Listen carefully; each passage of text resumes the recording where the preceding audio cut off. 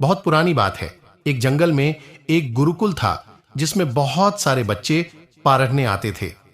एक बात की बात है, गुरुजी सभी विद्यार्थियों को पढ़ा रहे थे, मगर एक विद्यार्थी ऐसा था जिसे बार बार समझाने पर भी समझ में नहीं आ रहा था। गुरुजी को बहुत तेज से गुस्सा आया और उन्होंने उस विद्यार्थी से कहा, जरा अपनी हथेली तो दिखाओ बेटा। विद्यार्थी ने हथेली गुरुजी के आगे कर दी। हथेली देखकर गुरुजी बोले, बेटा तुम घर चले जाओ, आश्रम में रहकर अपना समय व्यर्थ मत करो, तुम्हारे भाग्य में विद्या नहीं है। शिष्य ने पूछा, क्यों गुरुजी? गुरुजी ने कहा, तुम्हारे हाथ में विद्या की रेखा नहीं है।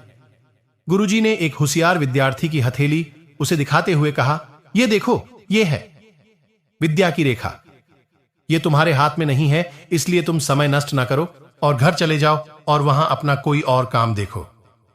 यह सुनने के बाद उस विद्यार्थी ने अपने जेब से एक चाकू निकाला जिसका प्रयोग वह रोज सुबह अपनी दातुन काटने के लिए करता था। उस चाकू से उसने अपनी हाथ में एक गहरी लकीर बना दी। हाथ ने खून बहने लगा। तब वह गुरुजी से बोला, मैंने अपने हाथ में विद्या की रेखा बना ली है गुरुजी। यह देखकर गुरुजी द्रवित हो गए और उन्होंने उस विद्यार्थी को गले से लगा लिया। गुरुजी बोले, बेटा तुम्हें विद्या सीखने से कोई ताकत नहीं रोक सकती है।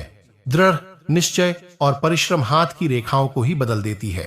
दोस्तों, वह विद्यार्थी आगे चलकर महर्षि पाणिनि के नाम से प्रसिद्ध हुए, जिसने विश्व प्रसिद्ध व्याकरण अष्टाध्यायी की रचना की है। इतनी सदियां बीत जाने के बाद भी आज 4700 वर्षों बाद भी विश्व की किसी भी भाषा में ऐसा उत्कृष्ट और पूर्ण व्याख्या का ग्रंथ अब तक नहीं बना।